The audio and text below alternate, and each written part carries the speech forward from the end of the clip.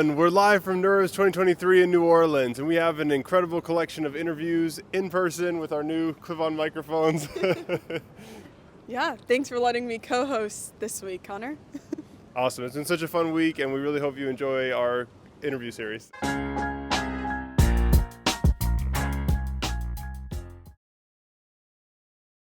Hey everyone, I'm so excited to be here at the Cohere booth at NeurIPS. I am here with Jay, Alammar, and it's a pleasure to be here and to just learn from you, and I have a few questions for you.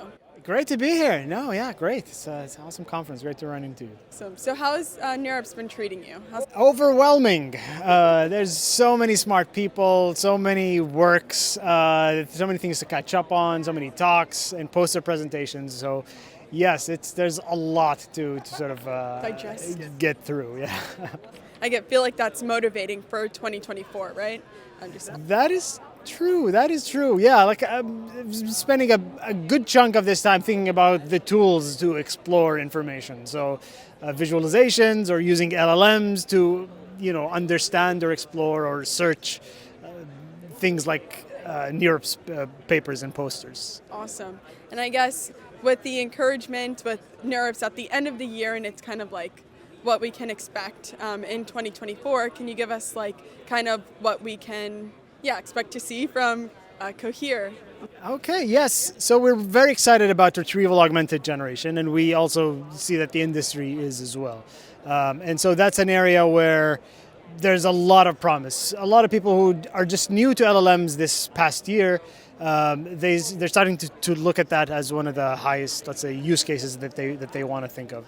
And I think the last year has been sort of a learning curve for a lot of them in terms of how the importance of search and retrieval and embeddings and all of that will come together in this form of RAG and retrieval augmented generation. So I would really excited to see a lot more sort of production rollouts of RAG systems this coming year. Of course, awesome. Yeah, I think RAG, it started out in 2023, but in 2024, I feel like it's really going to be a shift in what we see, and maybe even with multimodal, especially. And you guys have multilingual, which is very interesting, and empowering the whole world, not just in English. I think that's true.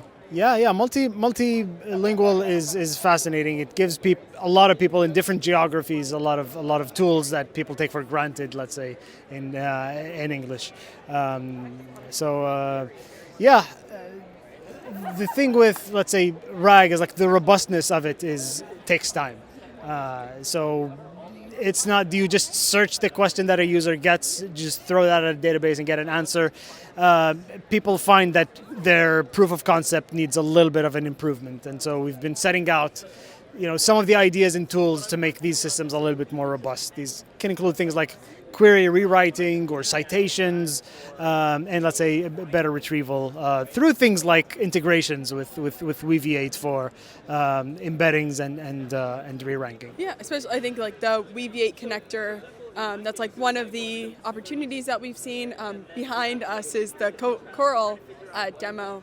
Does this also have the multilingual model behind it, or? So the RAG demo in Coral is mostly English at this point, but it shows you a little bit of how we think of the RAG use case, where if you have a question that you ask the model will go and retrieve and give you, let's say, citations for the answer. So this answer, it got it because it looked at this paper. And then we did this specifically for NeurIPS. So you have web search, but here, let's say these are internal, but users will be able to see NeurIPS papers, and they can search that as well. So this is, let's say, a demo, but people can build all of this using the API. And I'm actually going to use this opportunity to tease a guide I'm working on with Zane and Sebastian at Weaviate to do RAG with hybrid search with Weaviate, using all of these for somebody to just download that code or run it in a Jupyter notebook and do the whole cycle of RAG with Weaviate and Cohere. I love our Weaviate Cohere partnership. I think it's a great story to tell, and the possibilities are endless. Absolutely the same. Love collaborating with you folks. Well, thank you for the interview, and yeah, that was great. Incredible. Thank you so much. Great running into you.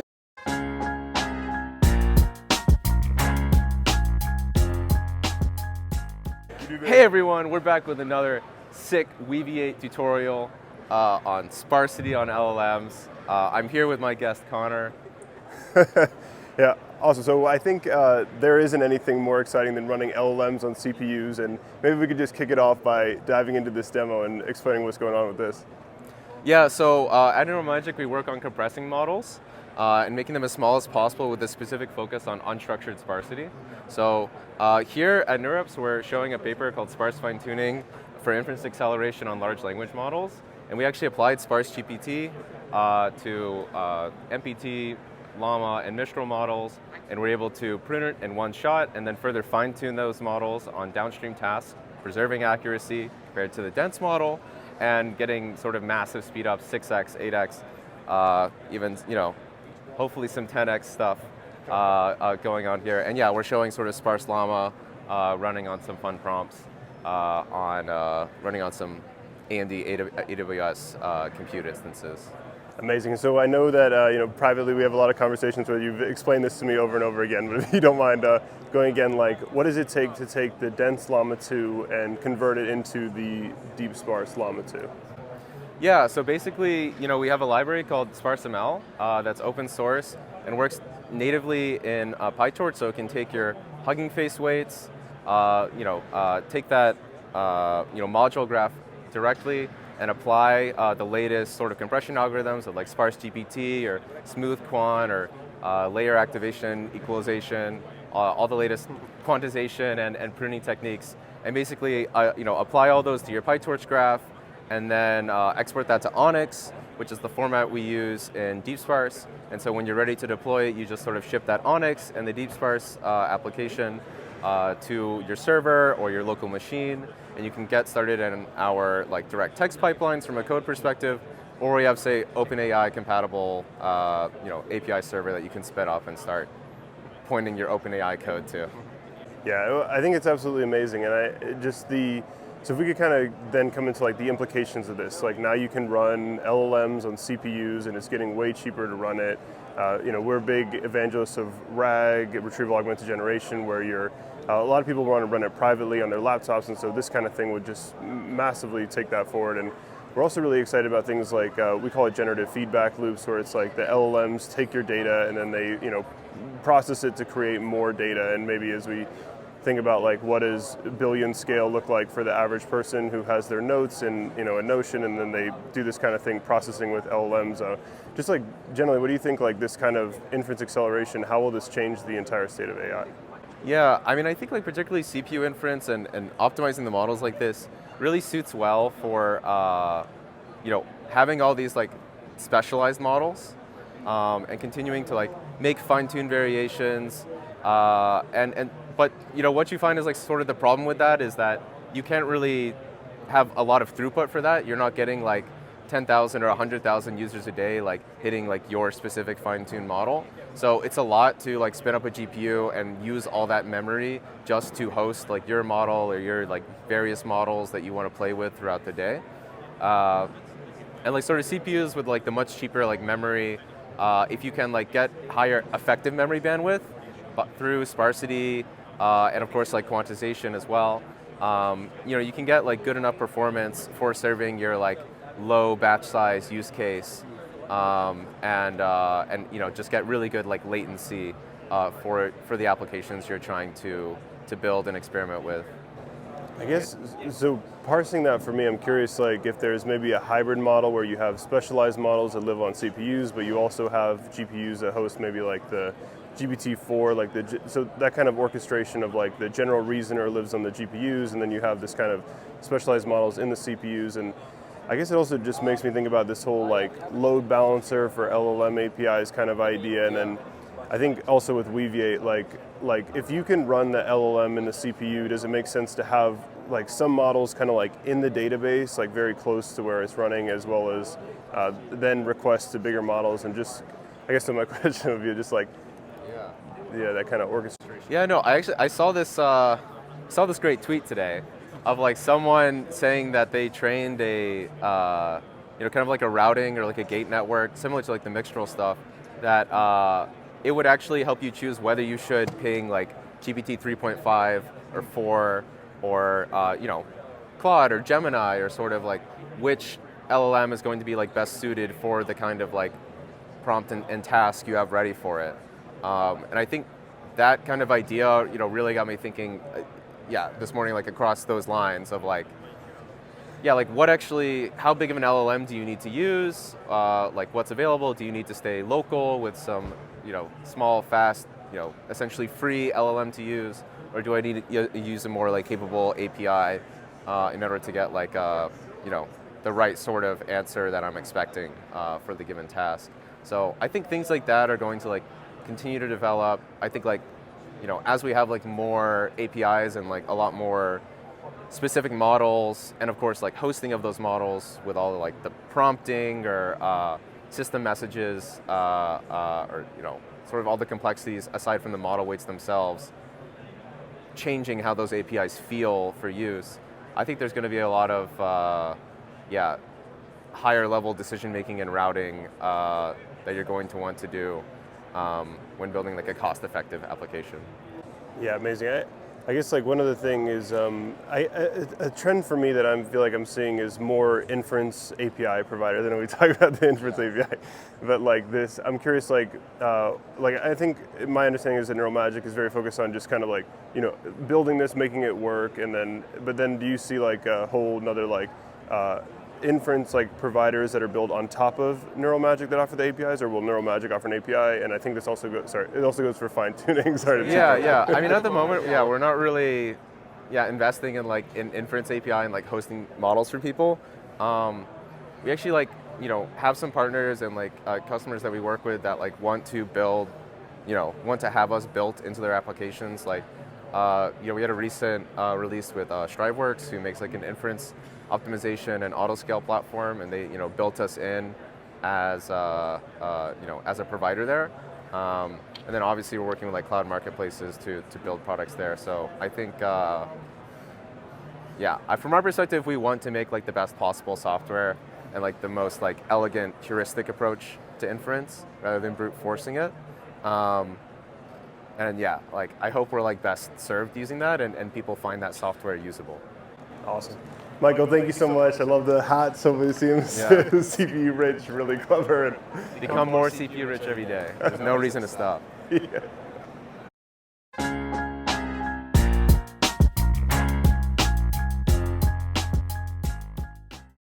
Hey everyone, we have another awesome episode in our Live and NeurIPS series with Andriy Mulyar, co-founder and CTO of Nomic AI. We have an awesome demo behind us of the embedding visualization software. So many cool things. Andriy, thanks so much for joining our podcast. Connor, thanks for having me here.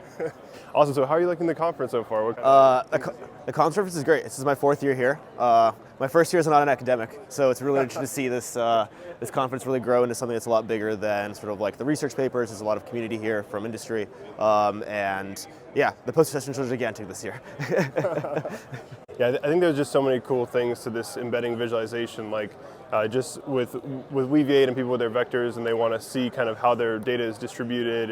It's such a powerful tool for that.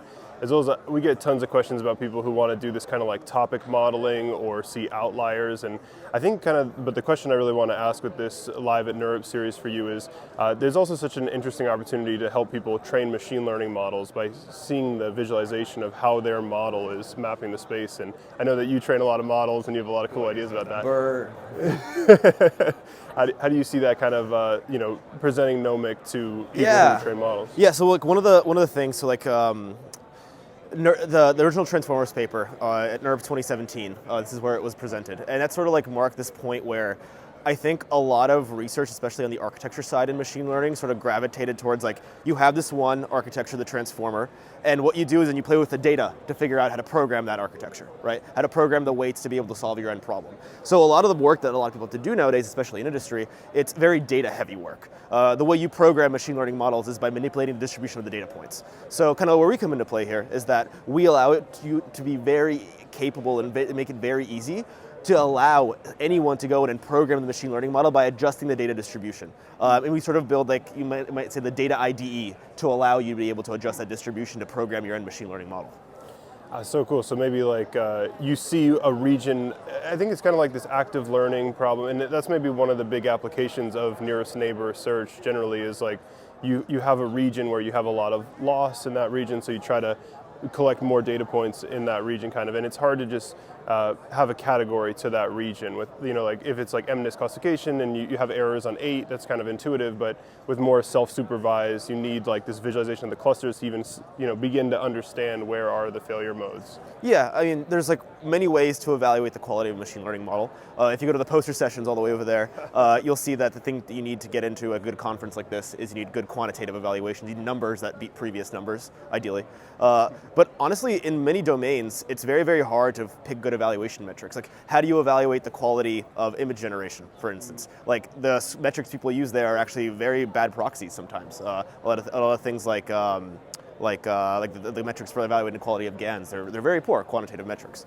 So one way to think about it is just if you can do massive observability of the input and output spaces of machine learning models, and you have very, very good knowledge about the domain-specific requirements of what you need for your end problem, you can find things, for instance, like anomalies in your data set, or output space anomalies where your model might be doing something that you don't even know is a bad property, and you could identify those and then trace it back to training data root causes. So when you think about what's happening with machine learning nowadays is that a lot of people are realizing that a data-centric approach is the approach that you need, because doing things like being able to find and subsample regions of your data set that might be of more importance is a thing that is very hard to do, especially when the input points to our data sets, our models are unstructured and the outputs points are unstructured. So having basically capabilities to do that is super critical. And giving those capabilities to people who maybe aren't the geniuses walking around NeurIPS is also really critical, because there's a limited number of those folks in the world. Yeah. I think that argument completely sells it with the sampling regions. And I guess, so people with Weaviate, we have this integration done, and you can check it out on Weaviate/recipes, as well as when we published our podcast together, we opened it up with a link to visualizing our podcast clips with Nomic. And so with these visualizations, I want to ask you, Andriy, do you have a favorite one? I would say my favorite one is Wikipedia. So that's actually when we were first building out the company, that was sort of our benchmark. It was like, how fast can we go in and give you a view of the embedding space of all of Wikipedia? And when we started out, it took about a week to be able to generate that, and it takes us under an hour now. So all of English Wikipedia. So I think that's one of the most beautiful ones. You can literally see all of human knowledge embedded onto one screen, curated human knowledge especially. So I think that's really beautiful. But obviously, there's some really cool things like being able to see 100 billion tokens from a training set of a multimodal LLM. That also is really interesting too. yeah, definitely. And I guess kind of one more, I remember when we met, you've trained GPT-4All, and I think everyone knows it's one of the most famous models, and you really are great at this low-level optimization. I think if we could touch on the optimizations for running TSNE, so maybe people listening, TSNE has this quadratic complexity that makes it quite difficult to scale it to Wikipedia scale embeddings. Yep. Can you maybe talk a little bit about the technical? Yeah. So a lot of folks, when they look at their stuff, they're like, hey, wow, you have this really cool visualization platform. That's fun, because you'll see TSNE representations in a lot of the papers that get published here. It's qualitatively one of the only methods to understand what's happening with the output space of a neural network. But to actually make it practical for real purposes, you have to do a few tricks. So in the back end of our software, we have a hyper-optimized TSNE. Actually, the guy who made TSNE calls it TSNE on steroids. We have that quote. And there's the tricks you have to basically do include putting things on accelerated GPUs, so you have to have sort of from scratch custom implementations of a lot of these algorithms, and then you have to do very, very careful systems engineering work. The machine learning parts, are arguably not that interesting compared to this kind of system level engineering you have to do. Like, how do you load up 100 million embeddings in memory and efficiently run an algorithm over top of that without ooming the machine? You ideally don't want to be running a several terabyte computer to do that, right? So there's all of these system level optimization things you have to do. So it really is a problem of combining ML talent and skill with talent from individuals who know how to do low-level systems level programming to sort of reach an end solution that's maybe useful to a human past an 100,000 point scale TSNE representation of a data set. The open source algorithms that exist out there, implementations, you can pull it off the shelf for 100,000 data points, 200,000 data points. It works fine, it's very slow. We can do 1 million data points in 2 minutes. So that's sort of the direction we've been working towards. Amazing. I love that ooming the machine. Yeah. It's really funny. And yeah, Nomic, I think the visualization on top of Weaviate is like one of our most powerful partnerships, I think, and I hope people listening will check it out. Andriy, thank you so much for joining our Live in NeurIPS series, Thank you, man. Connor.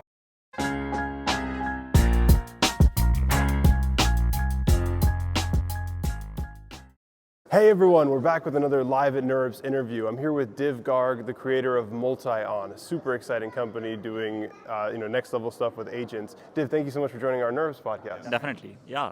Great to be here. Awesome, so can we kick it off with an overview of what Multi-On is? Sure. So in a sense, we want to build like personal AI agents that really understand you and can take actions on your behalf on the web. From like 2 years from now, we don't see, it seems like really weird, like if you're still going on the web, manually clicking and typing, what's going to happen is there'll be like AI that's going and doing all of this for you. We'll just talk with the AI and the AI will go do all the things on your behalf. And so we want to build this sort of like the future of AI, where like this agents really understand you, know everything about you, are connected to all your data and all your services, and then can act on your behalf to like simplify your everyday life, which could be anything from like yeah, so this could be anything from like say like ordering food, booking flights, your daily everyday stuff to like executive stuff, which could be like say sending emails, LinkedIn's, admin tasks. And so we see like this is going to be this next big revolution where a lot of these things are just tedious, take a lot of time, and we can go and just make everything like instantaneous, like automatic. And I think that's going to just totally be like one of the biggest changes ever since the invention of the computer itself. Yeah, super compelling. And so I guess my question for you, I think this agent thing, obviously the next step, and we're seeing a lot of I would say kind of hacker culture around it, with people connecting with the APIs. And so I'm so curious, with NeurIPS, sort of, what's this perspective of the machine learning research? What's that adding to the conversation around this agent design? So definitely, I think even if you look at NeurIPS, like not many people are working on agents right now because it's just so much in the future in a sense where there's not even too much research on it. But I think it's starting to become very obvious. Like this is what we need, and I think next year I think we'll see just a huge wave. Everything will be just centered around agents. There's definitely a lot of hard problems because even if you look at ChatGPT, it's mostly just chat. But now if you start taking actions, a lot of things can go wrong. So solving a lot of these hard challenges about how do you make it safe, how do you make sure nothing goes wrong, how do you do that at scale? Suppose I have billions of these agents running, how do you make sure nothing fails? Yeah, I think there's so many interesting opportunities. I think with our vector database, we're very interested in multi-tenancy, which is something we're seeing with our production cases where your users, some have 10K docs, other have 10 million docs, and when to give them a brute force index versus the proximity graph. And so I think that abstraction will go perfectly for multi-agents. And then one other thing, I started plugging the Weaviate thing quickly, but this kind of reinforcement learning is, reinforcement learning for agents is something I've been having a lot of conversations at NeurIPS with people about is, how you structure the loss and learning within agents. Do you think learning will have a big role in the future of agents, or do you think we'll just kind of use them as zero-shot black boxes? No, I'll say learning will be very important because what might happen is you might find security vulnerabilities on the fly, or you want to keep updating user preferences, what they like, stuff like that. So as you discover this more real-time knowledge, you just want to real-time update the agent. And so this sort of continuous learning will I think become a really, really important thing. Awesome. Fantastic. Div, thank you so much, and thanks for pushing through. I know we got a bit of a loud section of our podcast, but thanks, Div. Definitely. This was a lot of fun. Thank you. Awesome.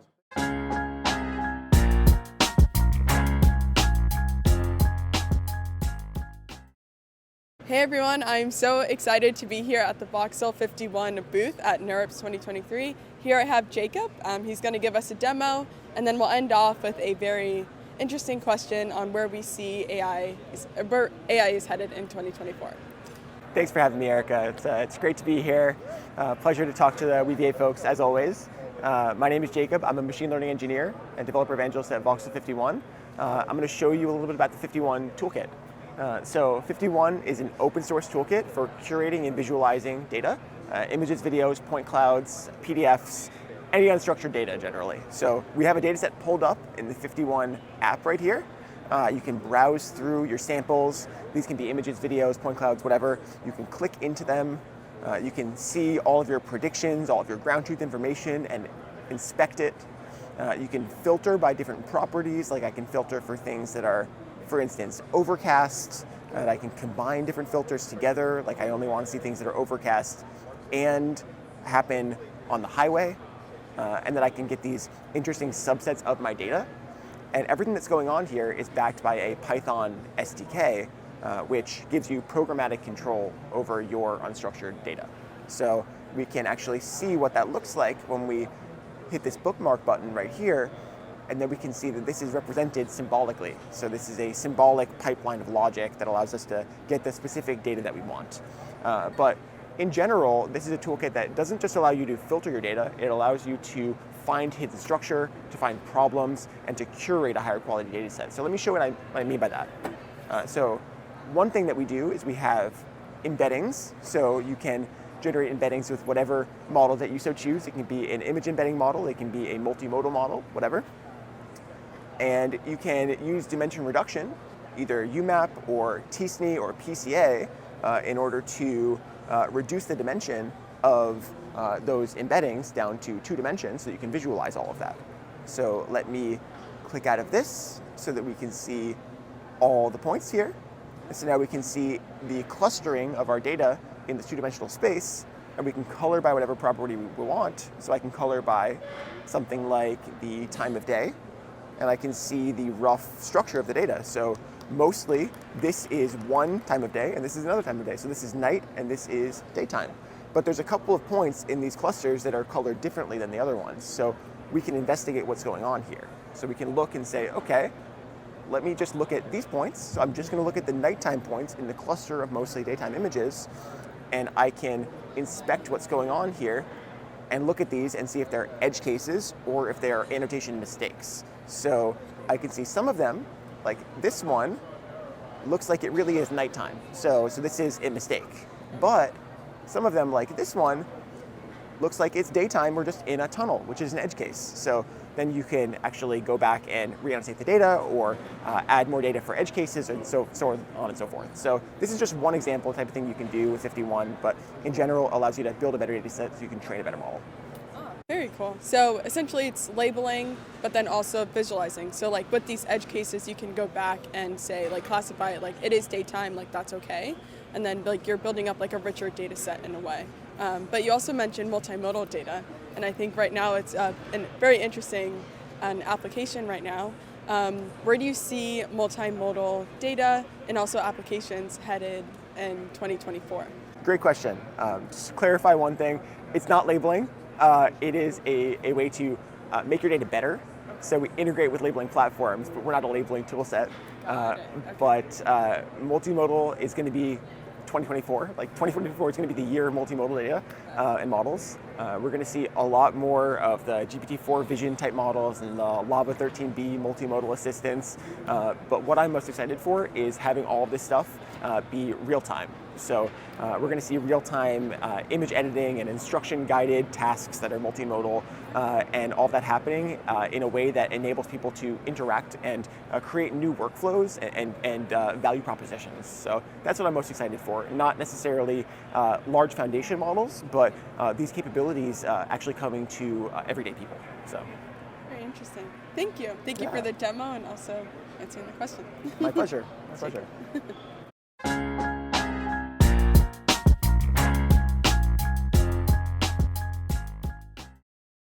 Hey everyone, we're back with another live interview at NeurIPS with Determined AI and Liam Lee. Liam, it's so cool to run into you at NeurIPS and meet in person. Liam and Angela were two of the first people I met sort of out of my PhD in the industry, and you taught me so much about hyperparameter tuning, and there were so many cool things with Asha and this whole like resource allocation stuff. And so Liam, it's so cool to meet you, and can you tell us about what you're working on these days?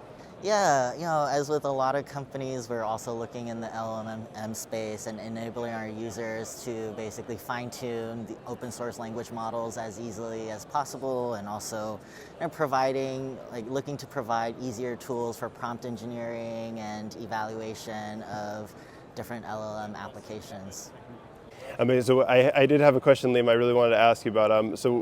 When I was learning from you, you were teaching me about this hyperband algorithm, which is like uneven resource allocation. You have, say, you're searching through batch sizes and you have 32, 64, 128, 256, and the 32 one after 5 epochs is like so bad, it's like, why spend further, why get it to 50? And so I think in our current state of retrieval augmented generation, we're searching for like our configurations of which embedding model to choose, how to chunk our data, do you need re-ranking, if so, which model, and so we also have this kind of like hyperparameter problem, and so I'm just really curious if you think these, like the foundational algorithms of like fault tolerant, this resource allocation, if this will translate into RAG. Yeah, absolutely. I think it maybe really will shine when users have larger RAG like data sets that they want to evaluate RAG pipeline over. So, you can think of defining a RAG search space with all the different techniques that you mentioned, and the resource that we talk about allocating in this case will be, how many examples do we want to evaluate a certain configuration on, right? So hopefully you don't need to evaluate on the whole data set in order to get a useful signal for whether a specific RAG pipeline is good or not. So, you can use resource allocation in this case to hopefully speed up hyperparameter tuning for RAG by allocating a certain number of examples, looking at the intermediate average evaluation results, and then allocating more resources to pipelines that appear to be doing better from like a RAG perspective. As already, I think, I guess I was I think biased towards a vector database, we have this problem of like building up the vector index, which is kind of analogous to the LLM model training, where you have like this long process where you're like building the HNS-W graph. But I really like what you just said about like just if you're testing different LLMs, like I think right now, like with the Mixtral model, people are saying, okay, do I switch from OpenAI to Mixtral, or how about Llama? And so that kind of how many examples it tests is also, a massive part of it. Yeah. And I think just more and more, I think there's more room for AutoML in the whole LLM application stack as well, because, and also room for foundational AutoML research, because we're looking, it seems like people are like going into or designing much more complex pipelines and like workflows with LLMs, and in traditional hyperparameter optimization, really only focused on one search space or like a fairly limited search space. But with LLM applications, I think the search space is only getting wider and wider, and it'd be really useful to have AutoML techniques that are much better at navigating this search space and like optimizing maybe like the most important component at a certain time, and then kind of like figuring out when to optimize what and going back, or using like incremental hyperparameter optimization to really like hopefully navigate the complex search spaces better. Yeah, another NeurIPS podcast we have is with Omar Khattab, who's created DSPy. Yeah. I don't know if that's how he says it, but yes, I love that library. It's great. I think the user interface is what I think we should be moving towards. I really hate it when I see people like trying to manually do prompt engineering and they try a prompt and then forget what they tried before that used to work well, right? I think, and there's just so many different prompt engineering approaches. It's really hard for a user to know what all those different approaches are and like to try all those. And we should abstract it into a much like cleaner user interface, something like DSPy, where the user specifies input output and have an optimization system that worries about how to get good performance with techniques like prompt engineering, fine-tuning, and maybe even extending to optimizing the retrieval pieces within DSPy. So yeah, I really like that library, so excited that you brought it up. Amazing. Liam, thank you so much. It's so great to meet you and have you be a part of our podcast today. Yeah, thanks for having me. Good to see you. Awesome.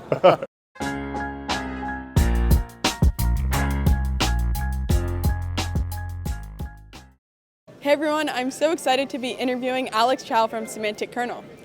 Alex, how has NeurIPS been treating you? It's been good. A lot of great research, a lot of friends. Just a good time to gather everyone here together under a similar purpose. I've seen you at a few events, so I get the networking side and just being surrounded by so many smart people. It's a lot of fun. Can you explain to us a little bit more about Semantic Kernel?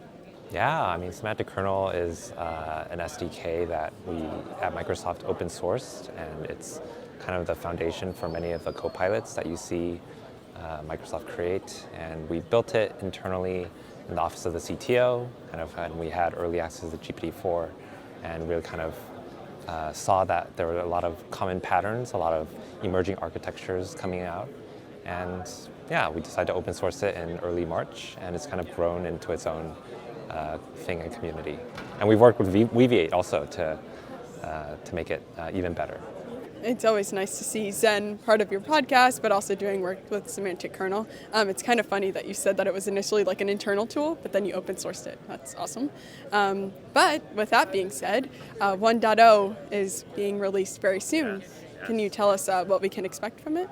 Yeah, so 1.0 is kind of a pretty momentous thing for our project because it signifies that we believe that we have a stable architecture that developers, enterprises can really depend on, and that can be backwards compatible and all that. So the C# version of the semantic kernel will have a 1.0 release scheduled for Monday. I think that's December 18th. So hopefully, fingers crossed that everything goes well, but yeah, expected it to land very shortly. Awesome, very exciting. And any breaking changes? Oh yeah, there will be lots of breaking changes. There's new planners, there's kind of ways of how we kind of handle context, or just arguments that you pass into the kernel. So there's just a lot of things that hopefully, right, the changes are worthwhile for people to upgrade to 1.0 for. So. And any one feature that you are most excited about in 1.0, or? So we've been pushing on the experimental side, more on assistance and kind of agents style behavior. We've been very much inspired and worked very closely with our friends at Microsoft Research and AutoGen and similar types of projects. So yeah, those early features are there right now. You can play with it. It's marked as experimental, but eventually once we kind of stabilize that side, right, it will also come out in the main semantic kernel. Very exciting. Yeah, walking by the Microsoft booth today, I saw that they were advertising for AutoGen, and it made me think about you with semantic kernel and just if we can marry the two together. AutoGen for sure can own the cool kid hat right now. Okay. So, but yeah, semantic kernel, if you want to use it for an enterprise production app, you can definitely use that. Very nice. Well, thank you for joining this series, and it was nice having you. Yeah, thank you so much. Thank you.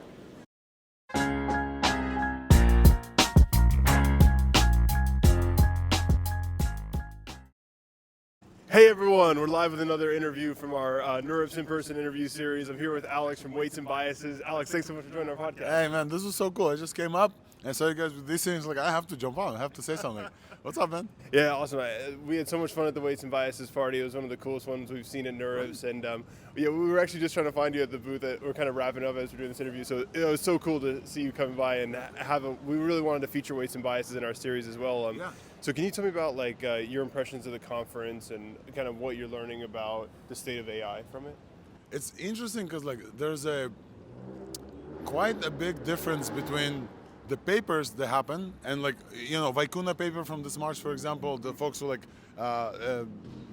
fine-tuned on top of outputs, right? They came out with a Alammar fine-tune. They're presenting a paper, and in what we do, I report about AI every week on Thursday on my podcast, that's such old news. It's still cool research, and so you talk to these researchers who stand with the graph and the LMCs guys. It's so cool that they did this back in March, but since then, today we have a 10 billion parameter model that beats GPT 3.5, and it's one model. So a lot of the to me at least, somebody who exists on Twitter, somebody who reports every week from state of the art to state of the art. State of the art is moving way faster than this is. It's still super, super cool.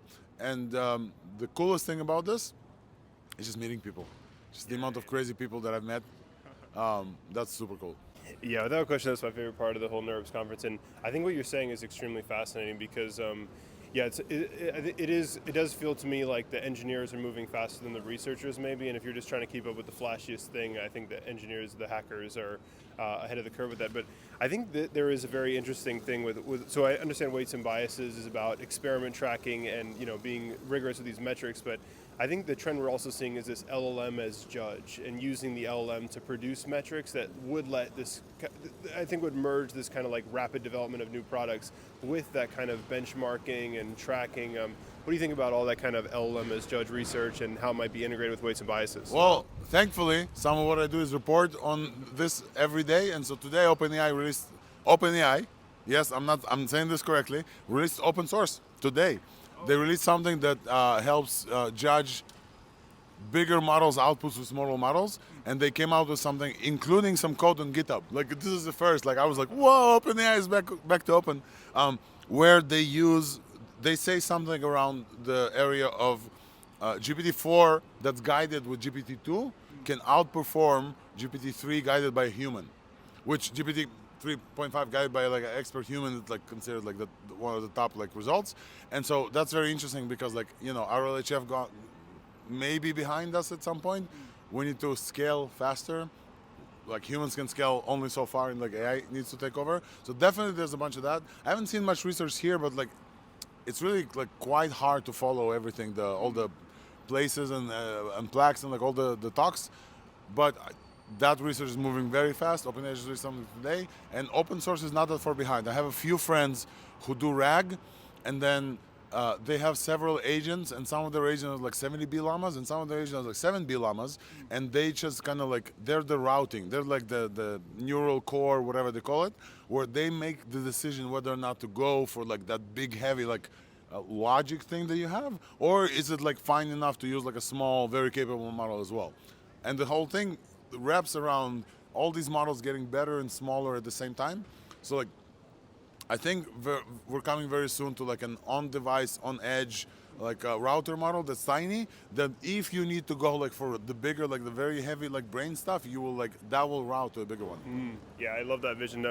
One of our podcasts in the series is with Michael Goin and NeuroMagic, and we're doing the interview, and behind us we have the NeuroMagic demo where you have the sparse llama racing through, showing how much faster tokens per second it can be running on CPUs, and these smaller specialized models running fast. I think this year I think we're going to see all sorts of stuff with that. And I've also, that whole RLHF thing, I've heard a lot of debates around NeurIPS about like DPO versus PPO and the whole from human feedback versus AI feedback and multi-agents, and all that sounds like such an exciting opportunity, and definitely something with the weights and biases tracking to play a massive role in it. And so maybe coming back to RAG, just so we kind of want to tie our Weaviate and weights and biases stories a little more. I think with RAG we have these hyperparameters, like which embedding model to use, how to chunk your data, like the token length for chunks, maybe do you use re-ranking, and so we've already actually kind of started doing these experiments using the weights and biases visualization. So I think there's also the opportunity to fine tune and then plug it into RAG for the metrics that are reported in the weights and biases dashboard. Maybe if you could just tell me how you see like RAG and weights and biases. Absolutely. So definitely, there's an area of research and very exciting things going on from the perspective of, okay, you can do RAG, but with like a regular LLM that's not fine-tuned, it's like instruct fine-tuned to do everything around the world, basically around logic, right? But then I notice more and more people, they're like, okay, we need to fine-tune this on specific retrieval stuff, not the embedding model for RAG, even though that's also possible. Some people fine-tune embedding models for RAG-specific Q&A, but fine-tune our model, like a 7B Llama or a 10B, I forgot the name, just released today, like a new state-of-the-art on Hugging Face, fine-tune that on like retrieval and tool use as well.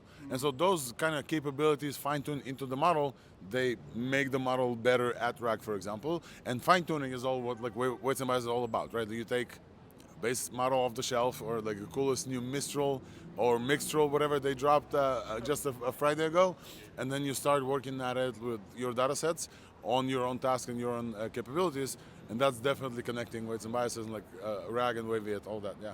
Yeah, man, that's how we started our weights and biases collaboration. Is Morgan and I both have this shared love of the gorilla models, and shout out to Morgan. Shout out Morgan. I saw he got the whole weights and biases co-pilot. Bill, I saw Replit tweeting about it. 1B, yeah. Yeah. One bot, yeah. And we're definitely trying to catch up and have our Weaviate assistant on there as well, and training it and monitoring it with weights and biases is also cool. Alex, thank you so much for joining our podcast. Everyone listening, you got to check out the Thursday Eye podcast. Thursday Eye, thank you. All the cool stuff Alex and weights and biases are up to. Thank you. Awesome.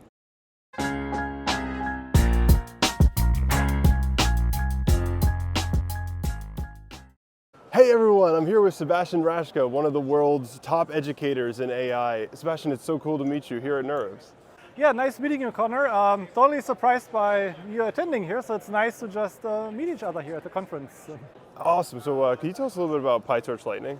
Yeah, PyTorch Lightning is an open source library on top of PyTorch, which makes it super simple to run experiments.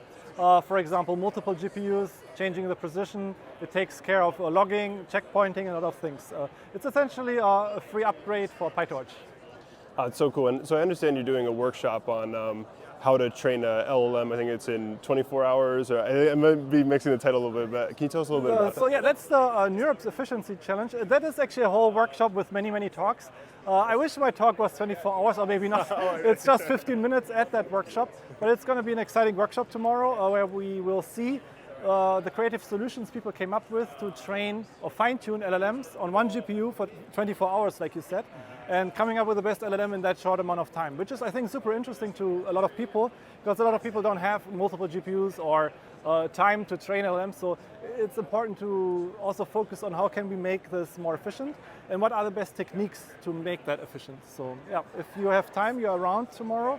It's an exciting workshop, I hope.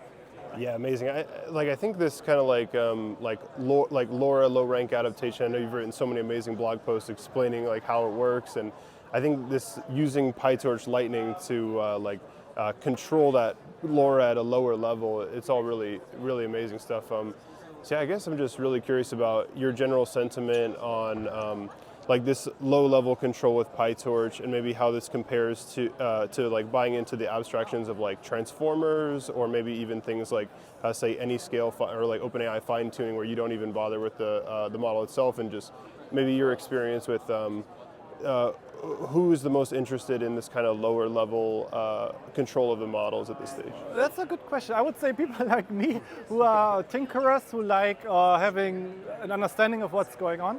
Also, I would say researchers who want to ask and answer questions, so you need to have the model. You could use an API like OpenAI, which works very well, but you probably also heard it's changing all the time. So you do your research on one version, the next day it's a different version, and it's hard to control. And so with these smaller LLMs, you have more control of it. So as a researcher, I'm not a person who deploys things, but I can also imagine as someone who builds products, it's good to have your own LLM that you can put into your product, so you know exactly how it works, and you can change it when you want, not when, I don't know, some company changes it. So in that sense, I think there's a big audience of tinkerers, researchers, and people who deploy things and like to have a handle on how things work. Awesome. Well, Sebastian, thank you so much for joining our quick NeurIPS podcast. Yeah, your newsletter is amazing. Oh, so thank you, I appreciate it. And yeah, nice meeting you, and I hope I see you at the workshop tomorrow. Awesome.